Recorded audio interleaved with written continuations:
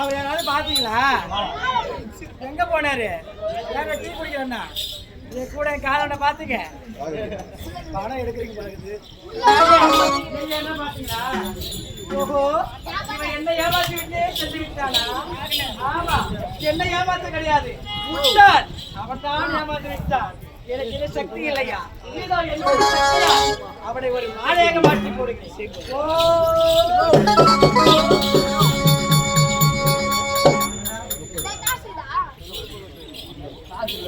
ஆமா, இதை பார்த்தாயா?